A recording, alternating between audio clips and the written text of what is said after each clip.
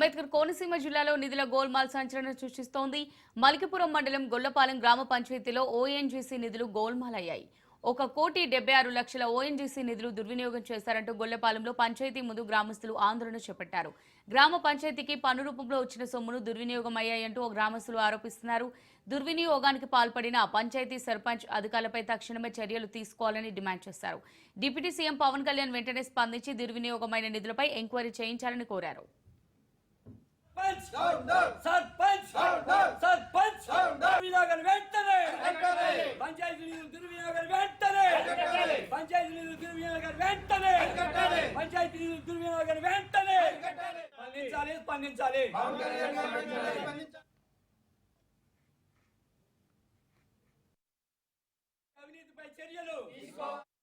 మాకు సుమారుగా 2 కోట్ల రూపాయలు నిధులు రావడం జరిగిందండి. ఆ నిధుల్ని మా చిన్న గ్రామం కడుపేద గ్రామం అయినటువంటి మా గ్రామం కలలు పండినవి, మన గ్రామం అభివృద్ధి చెందుతుందని ఎంతో సంతోషంతో మేము ఈ 4 సంవత్సరాల కాలంలో ఎదురు చూసామండి. అది ఎక్కడ కూడా అభివృద్ధి అనేది మచ్చు కూడా కనపడలేదు. రైతుల దగ్గర, భూస్వాముల దగ్గర లంచాలు తీసుకుని వారి పొలాల్లోకి, వారి చెరువులకి రోడ్లు వేయటం జరిగింది సార్. డ్రైనేజీ వ్యవస్థని ఎక్కడా కూడా పట్టించుకోలేదు. పారిశుద్ధ్యాన్ని అయితే ఈ 4 ఏళ్ల కాలంలో పారిశుద్ధ్యాన్ని గాలి కుదిరేయడం జరిగింది సార్. దీని సంబంధిత అధికారులు, నాయకులు, ముఖ్యమంత్రి గారు, ఉప ముఖ్యమంత్రి వారు అందరూ కూడా దీనిపై దృష్టి పెట్టి అధికారులను ఆదేశించి ఈ అవినీతిని వెలికి తీసి అవినీతి చేసినటువంటి మందపాటి నాగేశ్వరరావు సర్పంచ్ని తగు చర్యలు తీసుకుని వారిని శిక్షించాలని ఈ సభాముఖంగా నేను కోరుకుంటున్నాను.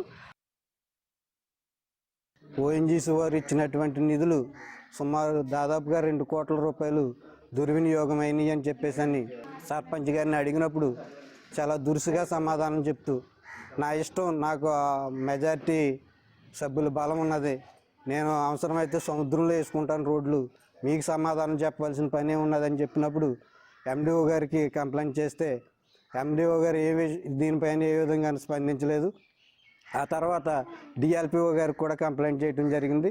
ఆయన కూడా ఏ విధమైన స్పందన లేనప్పుడు గౌరవ కలెక్టర్ గారిని స్పందనలో కంప్లైంట్ ఇచ్చినప్పుడు కూడా ఆయన కూడా ఏ విధమైన చర్యలు తీసుకోకపోవటం వల్ల గౌరవ హైకోర్టు వారిని మేము నవంబర్ నెలలో పిటిషన్ వేయటం జరిగింది. విచారణ అధికారులు ఎవరైతే ఉన్నారో వాళ్ళందరూ నిష్పక్షపాతంగా దీనిపైన దర్యాప్తు జరిపి బాధ్యులైనటువంటి సర్పంచ్ పైన, అలాగే అధికారులపైన, పాలక మండలిపైన చర్యలు తీసుకుని ప్రస్తుతం ఉన్నటువంటి పాలక మండలిని రద్దు చేసి కొత్తగా ఎలక్షన్లు పెట్టి ఈ గ్రామంలో అవినీతిని ఆఫ్ చేయాలని చెప్పేసి ఈ సందర్భంగా కోరుకుంటా ఉన్నాం.